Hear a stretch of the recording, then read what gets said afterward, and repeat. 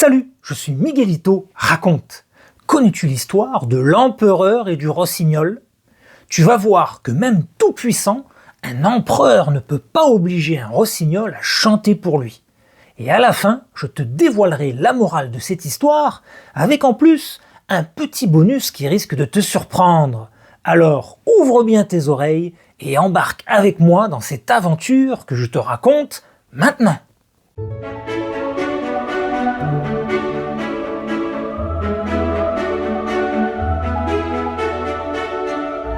L'empereur et le rossignol. Il était une fois, en Chine, un empereur si puissant que tout le monde le craignait, et si riche que son palais était entièrement fait de la plus fine porcelaine. Si fragile qu'on devait marcher sans bruit, de peur de tout casser. Son jardin était un véritable paradis. Des fleurs aux couleurs incroyables y poussaient, et sur les plus belles, on avait accroché de petites clochettes d'argent qui tintaient quand le vent passait. Ce jardin s'étendait si loin qu'on n'en voyait pas le bout. Et tout au bout, au-delà des arbres et des lacs, tout près de la mer, vivait un petit oiseau, un rossignol. Il ne payait pas de mine, mais quand il chantait, oh! Quand il chantait, tout le monde s'arrêtait. Même les pêcheurs fatigués de tirer leurs filets oubliaient leur travail pour écouter ce chant qui flottait dans l'air comme un rêve. Des voyageurs de partout venaient admirer le palais, le jardin, mais tous repartaient émerveillés par le rossignol. Les poètes lui dédiaient leurs plus beaux vers et les savants racontaient son chant dans leurs livres. D'ailleurs, un jour, l'un de ces livres arriva dans les mains de l'empereur. Assis sur son trône en or, il lut. Le palais est splendide, le jardin merveilleux, mais le rossignol, c'est lui le plus beau trésor de Chine. Le visage de l'empereur se figea. Rossignol? Quel rossignol? Je n'ai jamais entendu parler de lui. Et il ordonna qu'on me l'amène ce soir même. Sinon, tous les courtisans seront jetés en prison après le dîner. Panique au palais.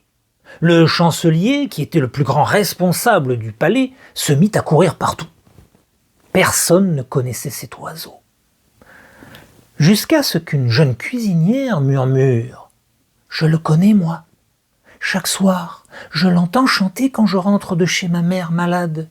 Il me réconforte avec son chant et me redonne de l'espoir. » On lui promit de l'or si elle menait les gardes jusqu'à lui. Ils traversèrent les bois, les marais, les champs. Ils crurent l'avoir trouvé quand une vache meugla, ou quand les grenouilles couassèrent.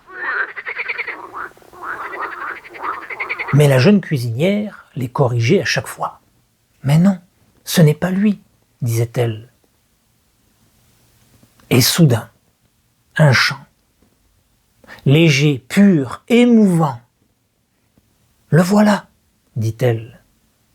Un tout petit oiseau gris perché sur une branche. » Le chancelier, surpris, plissa les yeux. « Quoi? Ce n'est que ça?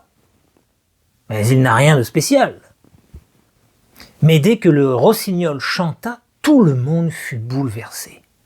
On l'invita à chanter pour l'empereur. Le soir venu, tout le palais brillait de mille feux. Le rossignol, sur un perchoir d'or, ouvrit le bec. Son chant était si beau que l'empereur, ému, versa une larme. « Tu recevras une récompense, dit-il. » Mais le rossignol répondit doucement. « Voir une larme dans vos yeux, c'est la plus belle des récompenses. » Mais au moment où le rossignol voulut reprendre son envol pour rentrer chez lui, les serviteurs refermèrent une cage dorée sur lui.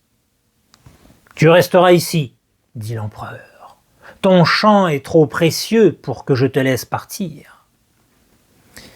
À partir de ce jour, le rossignol resta au palais, enfermé dans une cage dorée, suivi par 12 serviteurs qui lui attachaient des rubans de soie aux pattes. Il n'était plus libre.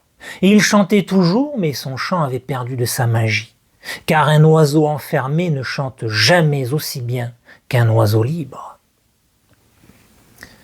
Alors les courtisans, qui s'étaient lassés de ce chant affaibli, eurent une idée. Ils offrirent à l'empereur un rossignol mécanique, tout en or, orné de diamants.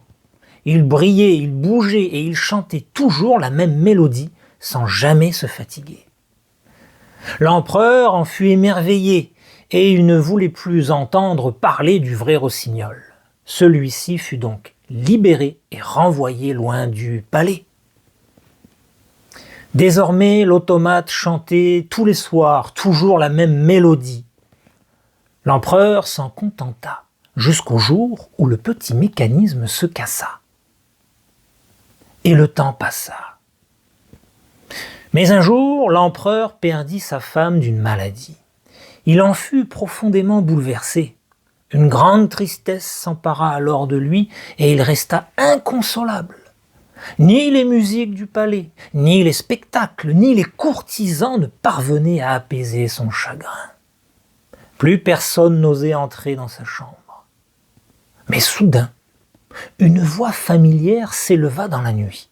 Un chant pur, vivant, réconfortant. C'était le rossignol. Il était revenu. Il chanta pour l'empereur toute la nuit. Et le matin venu, l'empereur ouvrit les yeux, guéri de son chagrin.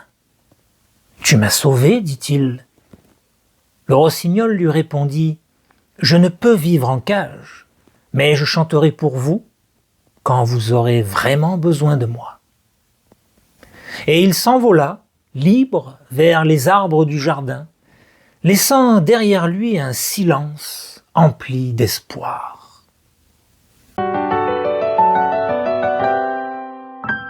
La morale de l'histoire. Mais que nous raconte vraiment cette histoire ? Eh bien, elle nous apprend que certaines choses ne peuvent pas se posséder.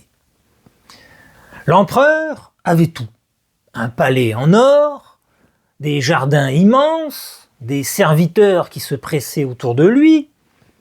Mais quand il a voulu posséder la voix pure du rossignol, ce chant venu de la forêt qui touchait son cœur plus que tous les trésors de son royaume, il a dû alors enfermer l'oiseau dans une cage pour qu'il ne s'en aille pas. Mais voilà, un rossignol en cage ne chante plus pareil. Son chant se fait plus rare et devient plus triste.